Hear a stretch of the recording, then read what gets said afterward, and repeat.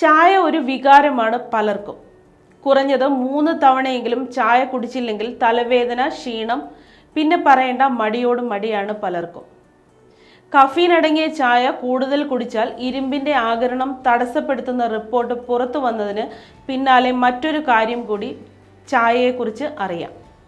അമിതമായി എന്ത് കഴിച്ചാലും പ്രശ്നമാണെന്നതുപോലെ തന്നെ ചായ കുടിച്ചാലും പ്രശ്നമാണ്.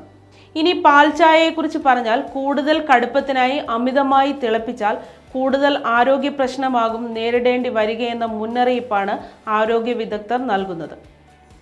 ഒന്നാമത് തന്നെ ചായയ്ക്ക് രുചി വ്യത്യാസം അനുഭവപ്പെടും. മാത്രമല്ല ഒരു പുകച്ചവയുമായിരിക്കും. പോഷക ഗുണങ്ങൾ ഇല്ലാതാക്കുന്ന ഈ രീതി മൂലം ഇത്തരം ചായ കുടിച്ചാൽ അവസാനം അസിഡിറ്റിയും ഉണ്ടാകും. ഇവിടെയും തീരുന്നില്ല.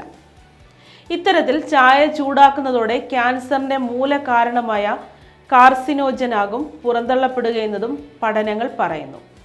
അതായത് അമിതമായി ചൂടായാൽ ചായയും വിഷമാകുമെന്ന് അർത്ഥം. 5 മിനിറ്റിൽ തേയിലയുടെ കടുപ്പം കൃത്യമായി വെള്ളത്തിലുണ്ടാകും. അമിതമായി ചൂടായാൽ ചവർപ്പുണ്ടാകുന്നത് എല്ലാവർക്കും അറിയാവുന്ന കാര്യമാണ്. എന്നാൽ ഇതിലൂടെ ചായയുടെ ഗുണങ്ങൾ ഓക്സിഡൈസ് ചെയ്യപ്പെടും. പാലിലെ വിറ്റാമിൻ ബി, സി എന്നീ പോഷകങ്ങളെ നശിപ്പിക്കും. ഉയർന്ന താപനിലയിൽ ലാക്ടോസ് പാലിലെ പ്രോട്ടീനുകളുമായി പ്രതിപ്രവർത്തിക്കുന്നു.